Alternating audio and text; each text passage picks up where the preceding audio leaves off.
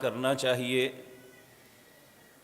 کہ اللہ مالک نے زندگی میں ایک مرتبہ پھر اس رحمتوں والے مہینے میں ہمیں داخل کیا۔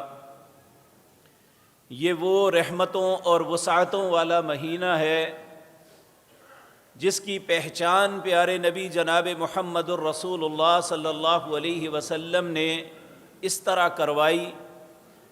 آپ جب رمضان المبارک کا چاند طلوع ہوا، آپ نے اپنے ساتھیوں کو اکٹھا کر کے یہ بات ارشاد فرمائی، ایھا الناس، اے لوگو، اسمعوا قولی، میری بات کو غور سے سنو، قد اذلکم شہر عظیم، تم پہ ایک عظیم مہینے نے سایہ کر دیا۔ ہم سب یہ بات جانتے ہیں، سایہ ایک مہربان چیز ہے جو انسان کے لیے گرمی ہو، سردی ہو، دھوپ ہو، بارش ہو، سایہ اس کے لیے ایک رحمت بن کے آتا ہے۔ اگر دھوپ ہو تو وہ سائے میں آ کے راحت محسوس کرتا ہے، اگر سردی کی ٹھٹھرتے ہوئے سائے میں آ جائے تو اسے راحت ملتی ہے۔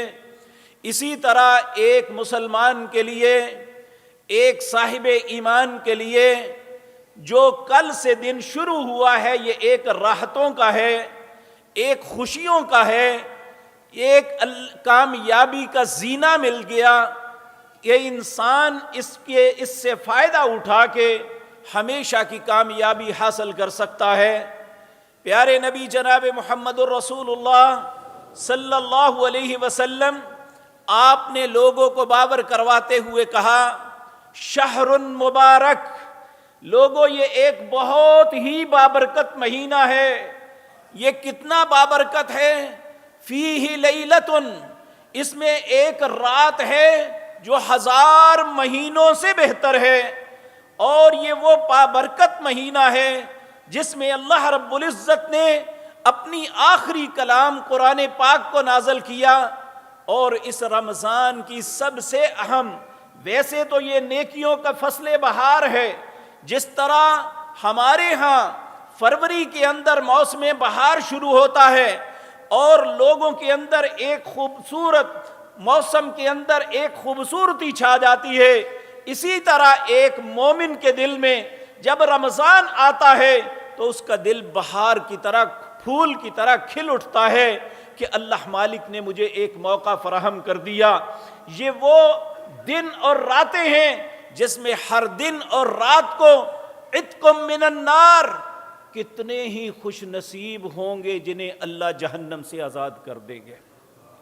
اللہ مالک ان میں ہمارا نام بھی لکھ دے، لیکن اس کے لیے ہمیں کچھ کرنا پڑے گا۔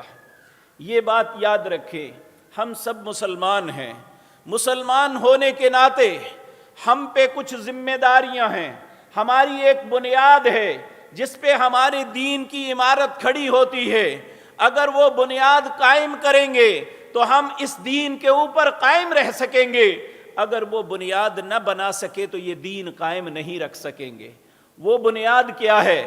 حضرت عبداللہ بن عمر رضی اللہ تعالی عنہ روایت کرتے ہیں، پیارے نبی جناب محمد الرسول اللہ صلی اللہ علیہ وسلم نے ارشاد فرمایا، بنی الاسلام علی خمس، لوگوں اسلام 5 چیزوں سے بنتا ہے۔ اسلام صرف کلمہ طیبہ پڑھنے کا نام نہیں ہے۔ بنی الاسلام علی خمس، 5 چیزیں مکمل کریں گے تو دین بنے گا، یہ اسلام بنے گا۔ مجھے مسلمان کہلانے کا حق اس وقت ملتا ہے جب یہ 5 چیزیں پوری کروں گا۔ وہ کیا ہیں؟ نمبر 1، شہادتی اللہ الہ الا اللہ، یہ پہلی بات ہے کہ میں شہادت دوں کہ اللہ کے علاوہ میرا کوئی الہ نہیں، کوئی معبود نہیں، کوئی داتا نہیں، کوئی غوث نہیں، کوئی بگڑی بنانے والا نہیں۔ کون ہے؟ صرف اللہ ہے۔